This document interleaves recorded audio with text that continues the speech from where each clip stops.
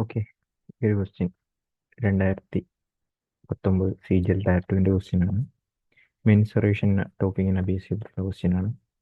ഇതിൽ പറയുന്നത് ഒരു right circular cylinder maximum volume is cut from the solid wooden cube. ഒരു ക്യൂബിൽ നിന്ന് ഒരു എന്ത് കട്ട് ചെയ്തു? നമ്മുടെ ഒരു സിലിണ്ടർ കട്ട് ചെയ്തു.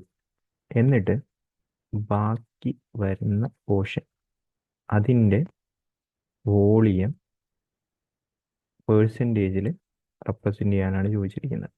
ഓക്കെ, ഒരു ക്യൂബ് വരച്ച് കഴിഞ്ഞാൽ ഏകദേശം ഇതുപോലെ ഇരിക്കും.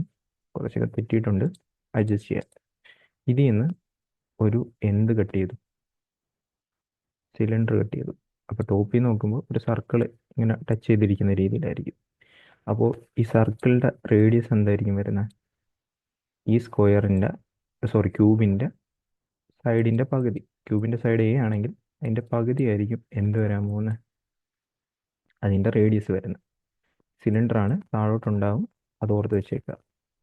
ഓക്കെ, ദെൻ നമുക്ക് ആക്ച്വലി വേണ്ടത് ബാക്കിയുള്ള ബാക്കിയുള്ള മെറ്റീരിയൽ എന്ന് പറയുമ്പോൾ ഇതാ ഈ ഷെയ്ഡ് ചെയ്തിരിക്കുന്ന പോർഷൻ്റെ പേഴ്സൻറ്റേജ് ആണ് ചോദിച്ചിരിക്കുന്നത്. ഓക്കെ, അപ്പോൾ നമുക്കറിയാം ക്യൂബിൻ്റെ വോളിയം എ ആണെങ്കിൽ എ ക്യൂബ് ആയിരിക്കും അതിൻ്റെ വോളിയം. ഇനി ഇവിടെ ഇപ്പോൾ ഒരു സിലിണ്ടറാണ്.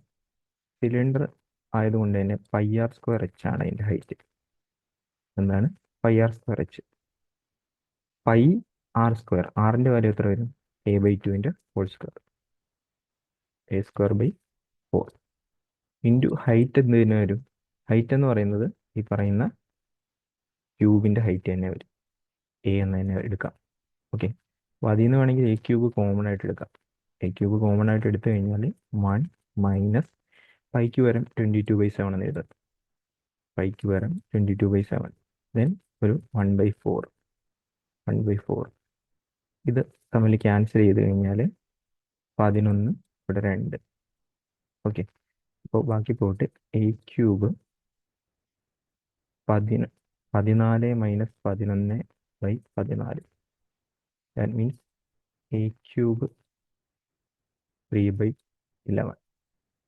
ഓക്കെ, നമുക്ക് what is the percentage of volume left? അതായത് ആദ്യമേ ഇനിഷ്യലി ഉണ്ടായിരുന്ന എ ക്യൂബാണ്.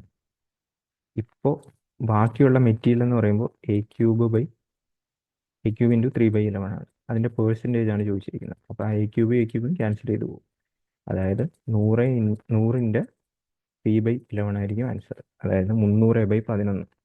300/11 എന്ന് പറയുമ്പോൾ അവർ നിയറസ്റ്റ് ഇൻറ്റിജറാണ് പറഞ്ഞിരിക്കുന്നത്. അപ്പോൾ കറക്റ്റ് വാല്യൂ അല്ല വരാൻ പോകുന്നത്, അപ്രോക്സിമേറ്റ് ആയിരിക്കും അല്ലേ? 300/14, 300/14, കാരണം ഇവിടെ 14 ആണല്ലോ. 300/14, 300/14 അല്ലെങ്കിൽ 150/7, 21.42 സംതിങ് വരും. ദെൻ ഓപ്ഷനിലുണ്ടായിരുന്ന 21 ആയിരുന്നു.